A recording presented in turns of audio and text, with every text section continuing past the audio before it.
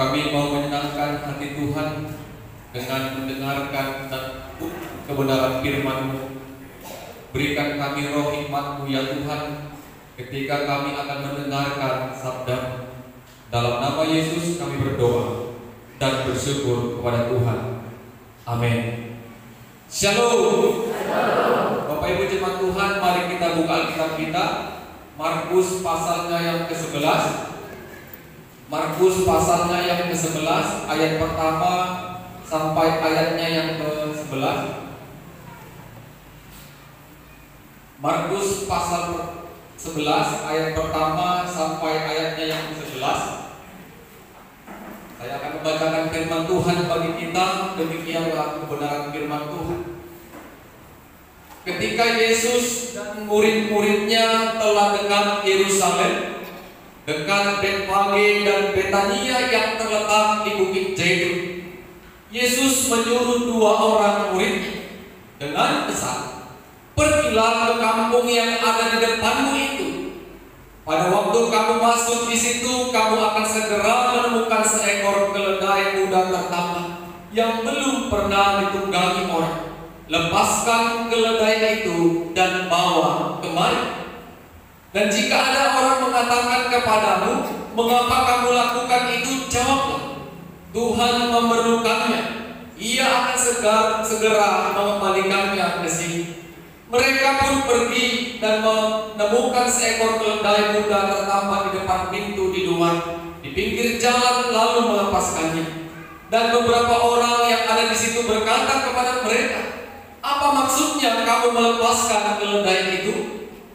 Lalu mereka menjawab seperti yang sudah dikatakan Yesus. Maka orang-orang itu membiarkan mereka. Lalu mereka membawa keledai itu kepada Yesus dan mengalasinya dengan pakaian mereka. Kemudian Yesus naik ke atas. Banyak orang yang menghamparkan pakaiannya di jalan. Ada pula yang menyebarkan ranting-ranting hijau yang mereka ambil dari ladang. Orang-orang yang berjalan di depan dan mereka yang mengikuti dari belakang berseru, "Hosana, diberkatilah Dia yang datang dalam nama Tuhan. Diberkatilah kerajaan yang datang, kerajaan Bapa kita Daud. Hosana di tempat yang maha tinggi." Sesampainya di Yerusalem, ia masuk ke bait Allah. Di sana ia meninjau semuanya, tetapi sebab hari sudah hampir malam, ia keluar ke Betania bersama dengan ke-12 muridnya. Amin. Bapak Ibu saudara-saudara, minggu ini kita mau menggumulkan firman Tuhan dengan tema bersoraklah karena keselamatan yang kita terima dalam Yesus. Bersoraklah karena keselamatan yang kita terima dalam Yesus. Bapak Ibu saudara-saudara, ketika seorang pemimpin akan berkunjung ke sebuah daerah ataupun mau melihat daerah-daerah yang dipimpin, pasti pemerintahan setempat akan menyambutnya dengan istimewa. Contoh masang bendera, contoh semua pinggir jalan dibabat. Kalau tadi dari damang bendera, kalau pejabat ia sekarang karena mau menyambut pemimpin yang akan melintas di daerah kita. Itu pemimpin di dunia disambut dengan kemewahan, disambut dengan istimewa, sehingga ketika pemimpin itu sampai berkunjung ke daerah kita, dia merasa kalau semua kita menghargai dan memberikan penghormatan yang baik. Pada saat ini Yesus sebagai pemimpin, Yesus pemimpin raja yang akan membawa kita kepada keselamatan. Sebelum dia memasuki kota Yerusalem, apa yang disambut, apa yang dilakukan oleh orang-orang pada saat itu, Bapak Ibu? Sebelum Yesus masuk ke kota Yerusalem, Yesus menyuruh kedua murid untuk pergi mengambil keledai. yang sedang tertambat yang belum pernah ditunggangi siapapun. Murid itu pergi tanpa ada pertanyaan, karena murid tahu Yesus mengetahui apa yang akan terjadi di depan mereka. Dari mana Yesus tahu kalau di dekat Betania dan Betfage itu ada keledai yang sedang tertambat? Karena murid telah diberkati Roh, mereka percaya Yesus yang memerintah itu punya kuasa, sehingga mereka tidak memberikan alasan untuk tidak pergi mengambil keledai yang diperintahkan Yesus. Kalau ada orang yang bertanya mengapa engkau melepas keledai itu, jawablah, Tuhan memerlukannya dan Dia akan mengembalikannya kembali. Segera kedua murid itu pergi dan melihat benar ada keledai yang tertambat, dan mereka melepaskan keledai ini dan membawanya kepada Yesus. Dan benar apa yang dikatakan Yesus ketika mereka membuka talinya, ada yang mengatakan, mengapa kau melepaskan keledai itu? Wajar, mungkin aku nasa keledai. Kenapa orang asing melepaskan keledai milik mereka? Tetapi kedua murid tadi mengatakannya seperti yang dikatakan Yesus, Tuhan memerlukannya dan Tuhan juga akan mengembalikannya kembali ke tempat. Dan mereka pun membiarkan kedua murid itu pergi membawa keledai ini kepada Yesus dan memberikan alas di atas keledai, dan Yesus naik ke atas keledai itu menuju masuk kota Yerusalem. Bapak Ibu, mungkin kita bertanya, mengapa Yesus naik keledai? Kenapa Yesus naik keledai? Kalau ada ayat kita baca Zakaria 9 ayat 9.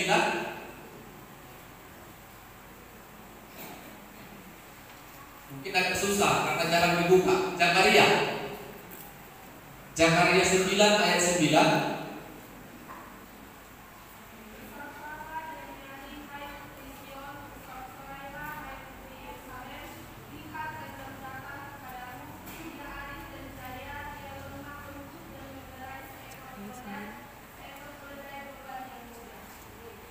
Yesus mengendarai keledai sebelum masuk ke kota Yerusalem. Itu sesungguhnya adalah nubuat Nabi Zakaria. Jadi memang itu yang harus dikerjakan Yesus. Yesus harus naik keledai yang mudah, yang tidak berbeban berat.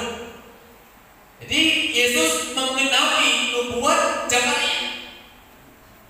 Kalau kita pikir-pikir Bapak Ibu, kenapa Yesus tidak naik kuda biar seperti gagah, raja yang gagah? Padahal Bapak Ibu, ada orang bijak mengatakan jangan jatuh ke lubang yang sama. Keledai bodoh mau dia jatuh ke lubang yang sama. Keledai sering dikatakan hewan yang bodoh karena dia mau masuk ke lubang yang sama. Tetapi keledai juga Bapak Ibu melambangkan kerendahan hati.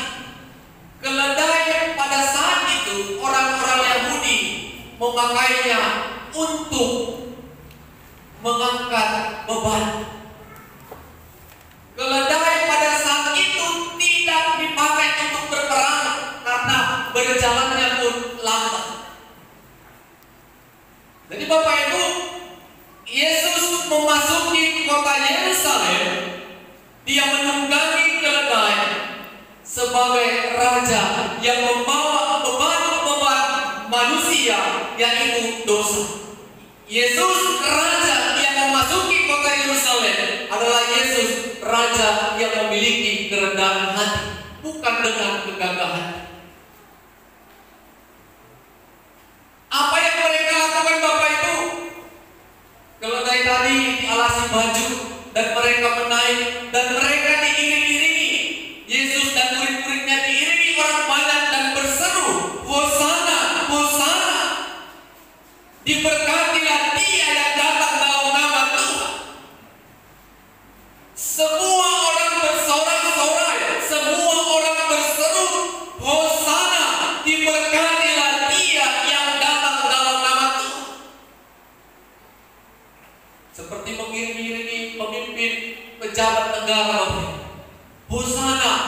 Romana, diberkatilah dia, diberkatilah dia. Sepanjang jalan sebelum masuk kota Yerusalem, mereka bersorak dan berseru-seru menyambut kedatangan Yesus, tetapi dengan kerendahan hatinya, bukan dengan kemewahan dan kegagahan.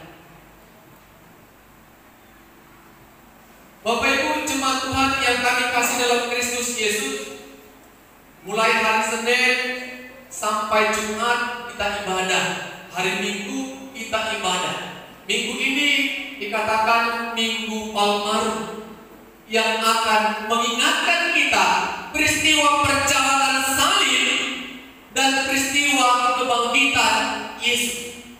Apa yang sudah kita persiapkan Bapak Ibu memasuki momen malam Paskah pertama sampai keempat, Jumat Agung, dan dilanjutkan tadi lagi Paskah.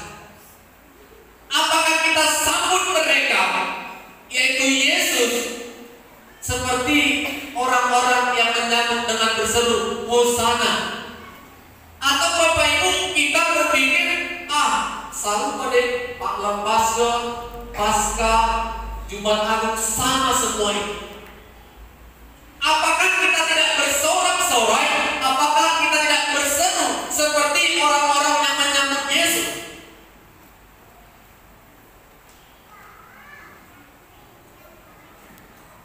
Kalau kita pikir-pikir Bapak Ibu, seharusnya momen Jumat Agung dan Paskah ini adalah momen perayaan yang terbesar di umat Kristen.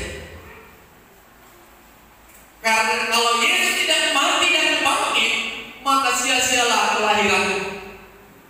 Kematiannya dan kebangkitannya inilah menunjukkan kalau Yesus itu benar-benar Tuhan yang telah mengangkat beban manusia, dan kita lepas dari belenggu dosa. Amin. Apa yang mau kita lakukan Bapak Ibu? Seperti tema kita, bersoraklah. Bersoraklah, bersyukurlah, nikmati dan renungkanlah malam-malam perenungan. Setiap malam kita Senin sampai Kamis, semua ayat Alkitab dibaca sebelum Yesus ditangkap untuk disalib. Ada yang berjanji Bapak Ibu? Karena sudah aku dengar tik-tik, aku berjanji tidak absen Senin sampai Kamis setiap malam. Ada yang mau berjanji sama Tuhan? Ada yang mau berjanji? Itu bentuk sorak kita dan syukur kita kepada Tuhan. Kalau Bapak Ibu berjanji Senin, Kamis, Jumat, Minggu tidak absen beribadah, benar pujian kita, renungkan firman-Mu Tuhan pagi, siang, dan malam hanya untuk menyenangkan hati Tuhan. Hati Tuhan yang kita senangkan ketika kita setia untuk beribadah. Itu bentuk sorak-sorai kita, itu bentuk syukur kita. Ternyata jemaat GKI Makedonia Kota Sepinggan adalah pribadi yang mau bersyukur karena keselamatan yang mereka terima.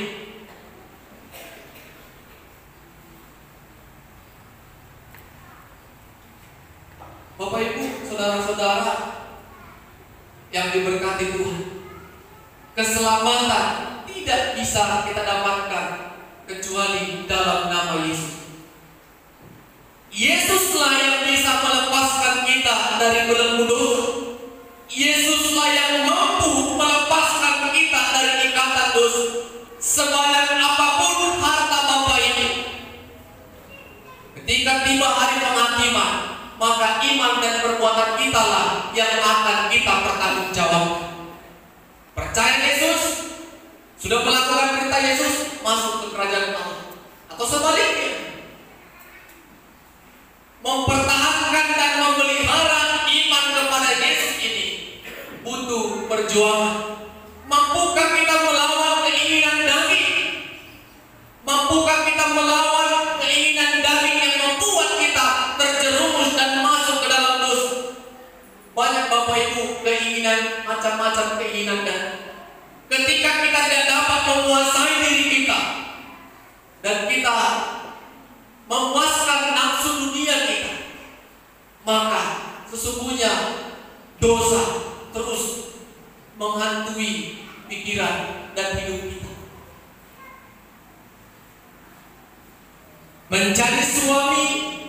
istri, orang tua, dan anak-anak. Lakukanlah keinginan Tuhan, bukan keinginan dari kita. Kalau keinginan Tuhan yang kita lakukan, maka suami istri akan bekerja sama untuk mendidik dan membesarkan anak-anak. Amin. Tapi kalau suami egois, Bapak Ibu, dok mahamu akan nantai,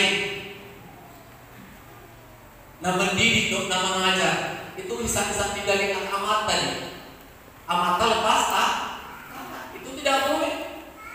Begitu juga dengan istri sama suami. Biarlah yang penting sudah bersekolahkan, tanggung jawab gurunya. Mau anakku berhasil itu terserah guru. Dan boy dalam bertindak. Apalagi musim corona sebenarnya. Belajar dari.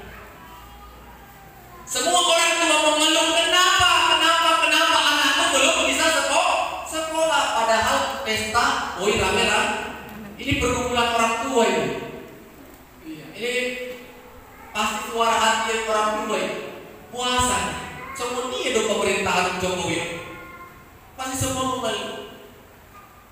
Gaji pada masih aja. Apalagi yang anak-anaknya masih kelas 1 SD, kelas 2 SD, yang perlu diperhatikan dan dibimbing pertumbuhan pelajarannya. Bapak Ibu, kita boleh melihat apa sesungguhnya rencana Tuhan. Yang dulunya mungkin orang tua bisa lepas tangan, biarlah anakku sekolahkan, dan tugas guru yang mengajar mendidik mereka secara pengetahuan. Sekarang berubah.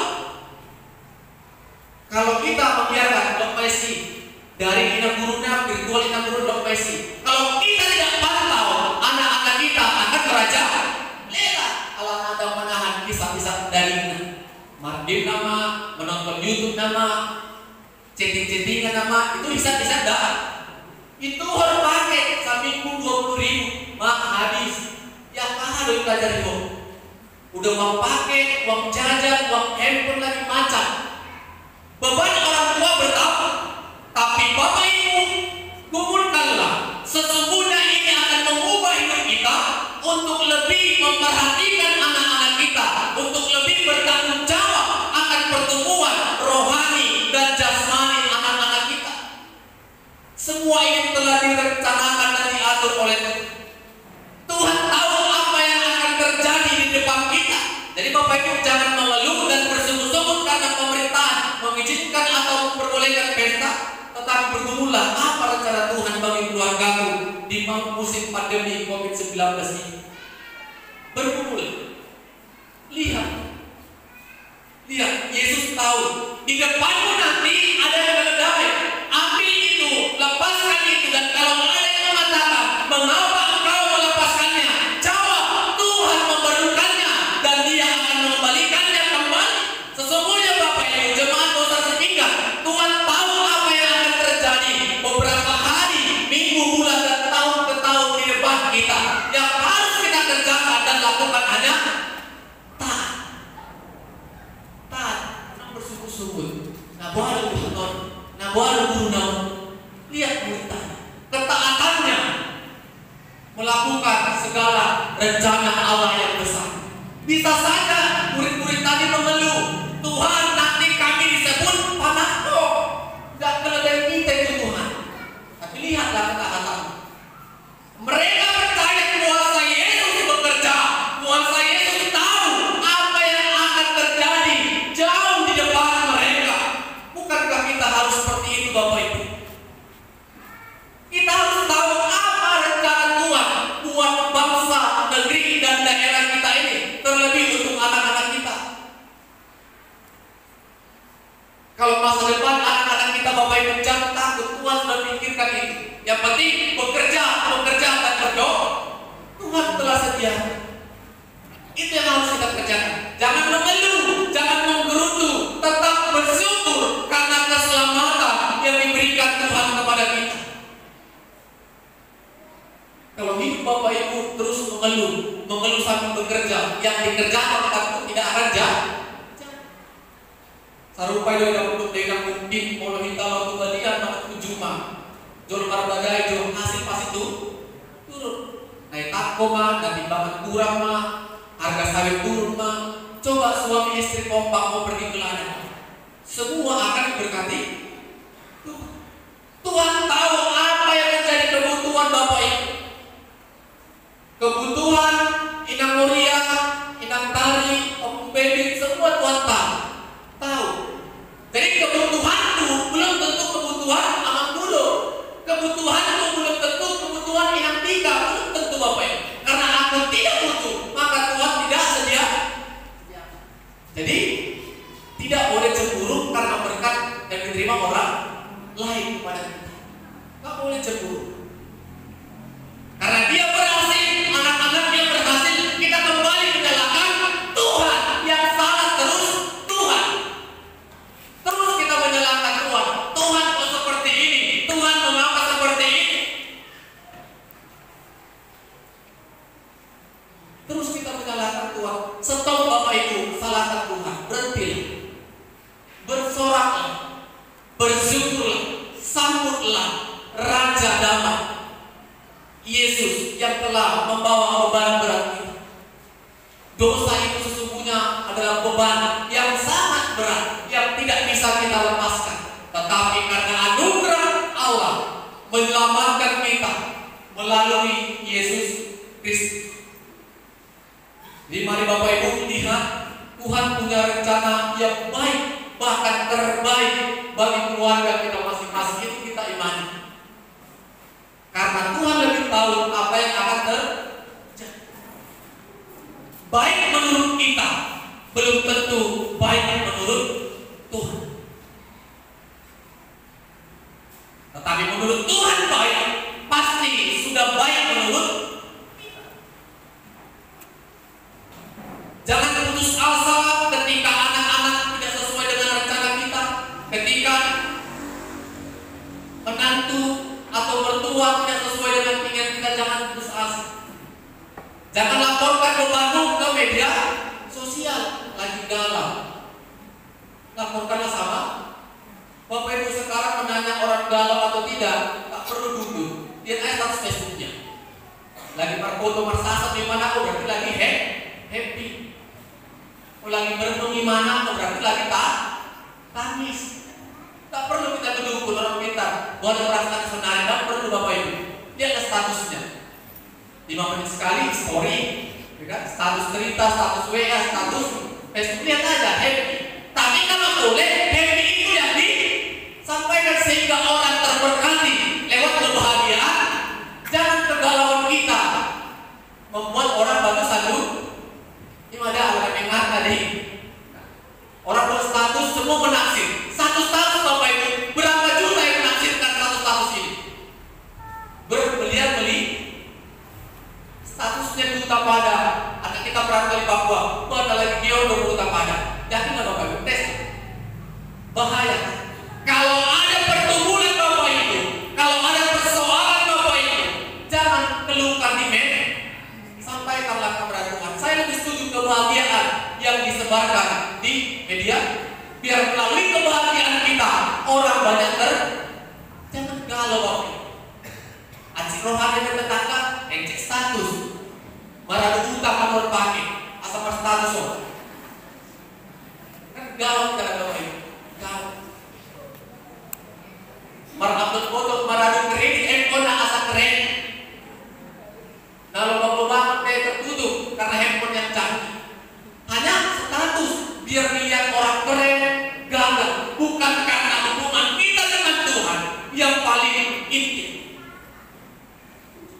Mari Bapak Ibu saudara-saudara nikmati dan memasuki perenungan beberapa hari ke depan. Yesus yang mati itu untuk menyelamatkan. Yang biasa Bapak Ibu nanti kalau cuma aku pada baju biru sudah bawa. Yakin tak? Habis tangis, ada pada tangisnya. Yakinlah Bapak, itu otomatis itu. Apalagi kalau sudah dibaca Yesus dicambuk, Yesus diludahi, ditusukkan lagi lambungnya, semua kita menangis. Tetapi tangisan itu kuatlah. Sesungguhnya kami jemaat Kota Sepinggang bersorak-sorai karena keselamatan yang kami terima dalam Yesus. Amin. Kita berdoa. Kami bersyukur kepadamu ya Tuhan, berkat Tuhan yang telah kami terima pada saat ini. Yesus datang membawa beban dosa kami. Kami mensyukuri dan kami pantas bersorak dan bersuka cita karena keselamatan yang telah Tuhan berikan kepada kami dalam Yesus Kristus. Ajari kami Tuhan menjadi pribadi yang senantiasa menguasai diri kami dan melawan keinginan-keinginan daging kami. Ajari kami juga ya Tuhan untuk boleh merenungkan bahkan memelihara iman percaya kami sampai kami nanti mati. Iman kami tetap berpegang teguh kepada Yesus sebagai Tuhan dan Juru Selamat kami yang hidup. Ajari kami Tuhan untuk terus tetap belajar memelihara iman percaya kami dengan terus menaikkan puji-pujian, doa dan dekat bersekutu kepada Tuhan. 1 minggu ke depan kami akan merenungkan lewat ibadah malam Pasion, Jumat Agung dan ibadah Paskah itu. Biarlah seluruh jemaat boleh menikmati 1 minggu ini bersama dengan Tuhan. Bentuk rasa syukur dan sorak-sorai mereka menikmati keselamatan yang telah Tuhan berikan kepada kami pribadi lepas pribadi. Dalam nama Yesus kami berdoa dan mengucap syukur kepada Tuhan. Amin.